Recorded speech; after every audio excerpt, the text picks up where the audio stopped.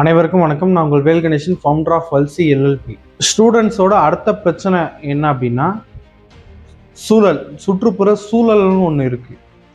இன்னைக்கு பெரும்பாலான குடும்பங்களில் அந்த சூழல்ன்றது நல்ல ஒரு பாசிட்டிவ் சூழல் அட்மாஸ்பியர் ஸ்டூடெண்ட்க்கு கிடைக்கிறது கிடையாது.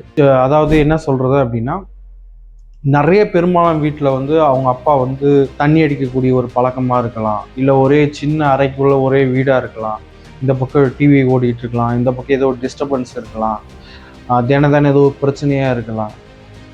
இந்த மாதிரி சில விஷயங்கள் சுற்றுப்புற என்விரான்மெண்ட் சரியான என்விரான்மெண்ட் இல்லை அப்படின்னா, நல்லா ஸ்கோர் பண்ணுற குழந்தைங்க கூட ஒரு புவரான ஒரு ஸ்டேஜுக்கு போகக்கூடிய சூழல் இங்கே இருக்குது.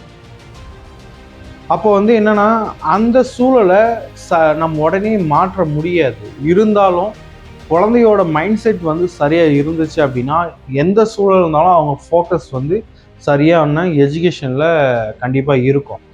அதனால் திரும்ப திரும்ப சொல்கிறது திரும்ப திரும்ப கவனிக்க வேண்டிய விஷயம், மைண்ட் செட் ரொம்ப ரொம்ப ரொம்ப இம்பார்ட்டண்டான விஷயம். எஜுகேஷனில் நல்லா ஸ்கோர் பண்ணணும் அப்படின்னா, கம்பேரிஷன் தவிர்த்து, என்விரான்மெண்ட்டை தவிர்த்து, நெகட்டிவ் மைண்ட் செட்டை தவிர்த்து, இதெல்லாம் தாண்டி வந்தால் ஒழியே தான் அந்த சக்ஸஸ்க்கு பெரும்பாலான ஸ்டூடெண்ட்ஸாக நம்ம எட்டு போக முடியும்.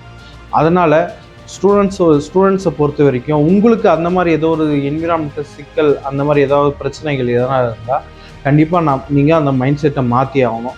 இதில் ஏதாவது ப்ராப்ளம் உங்களுக்கு இருக்குது, இந்த மைண்ட் செட் சேஞ்ச் பண்ணிட்டு உடனே முடியாதோ, அதுக்கு நிறைய ப்ராசஸ் இருக்குது.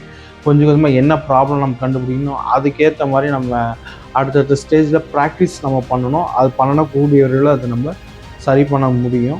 ஸோ இந்த மாதிரி பிரச்சனைகள் ஏதாவது இருந்தால் ஸ்டூடெண்ட்ஸ் தாராளமாக இந்த காண்டாக்ட் நம்பரில் கால் பண்ணலாம். கண்டிப்பாக சப்போர்ட் பண்ணுவோம். தேங்க்யூ.